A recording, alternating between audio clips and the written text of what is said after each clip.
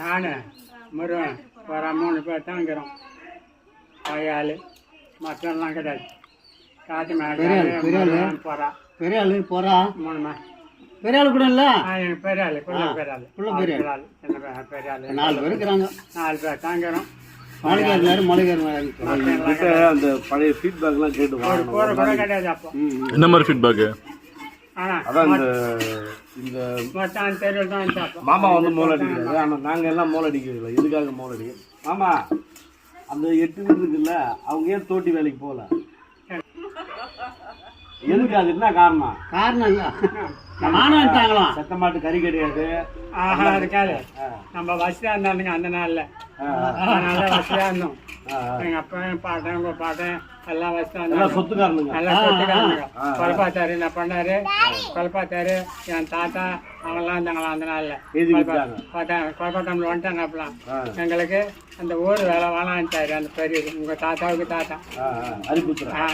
எங்களுக்கு ஊர் வேலை நம்ம 8 வீடும் கிடையாது. வசதியாக இருந்தாங்க.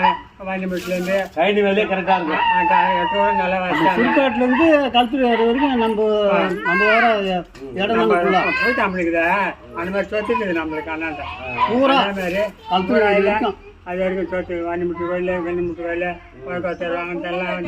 அதனால ஊர் வேலை வாங்க வேலை பார்த்தான் மண்ணங்காச்சான் அதெல்லாம் எங்களுக்கு வேணாம்ப்பா ஊர் வேலை. 22 ஊரும் எங்கள் அண்ணன் ஊர் வேலை வேணும் 6 மாதம் கூட இல்லை போயிட்டான் சேர்ந்துட்டான். தோட்டி மேலே வாங்க எங்கள் பக்கத்தில் கிடையாது. அதனால தான் வந்து அந்த செத்த மாட்டில் கறி கிடையாது.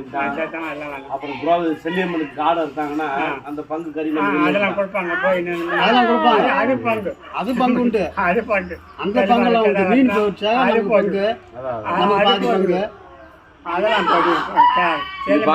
பயங்கரமான வரலாறு இருக்குது. நம்ம ஜனத்தில் 150 வருஷத்துக்கு முன்னாடி அம்பேத்கர் செய்த வேலை செஞ்சிருக்கோம் தாத்தனுக்கு. நாங்கள் வந்து மோலடிக்கு வர மாட்டோம். நாங்கள் வந்து குணந்தூருக்கு வர மாட்டோம். எங்களுக்கு வேலை டைம் அப்படின்னு அத்தனை வருஷத்துக்கு முன்னாடி அப்பவே இருந்திருக்காங்க நம்ம தாத்தாவுங்க. அம்மா ஜனத்தில் கையா இன்னைக்கு நம்ம புரட்சி பற்றி இப்படி பேச இதெல்லாம் நமக்கு தெரியாமல் போயிடும். இன்னைக்கு இருக்கிற யங்ஸ்டருக்கு நம்ம படுற கஷ்டம் அப்பா படுற கஷ்டம் தான் தெரியுமே தவிர நம்ம தாத்தா யாருன்னு போய் நோண்டி பார்த்தா தான் தெரியுது. அப்படி வேலையை பார்த்துருக்காங்க. அம்மா ஜனத்தில் போய் காப்பு கட்டியாலும் இங்கேருந்து அதை கட்டாந்துக்கிறான் பாரு. அம்மா அந்த அளவு ஓடுறேன் அங்கேருந்து ஓடி வரான். என்ன அதுக்கு 2ஆம் கட்டிக்காதுரா காப்பு கட்ட மாட்டாது. 2ஆம் கட்டவே கூடாது. பெரிய போயிட்டான் அவன் தம்பிக்கு அண்ணு விட்டான். சின்ன போயிட்டான். அப்போ தேர் இருக்கு 2ஆம் காப்பு கட்டினா அங்கே வந்து பாம்புங்க கட்டி போயிட்டாங்க. பொம்நாட்டை வந்து கட்டிட்டு 2வது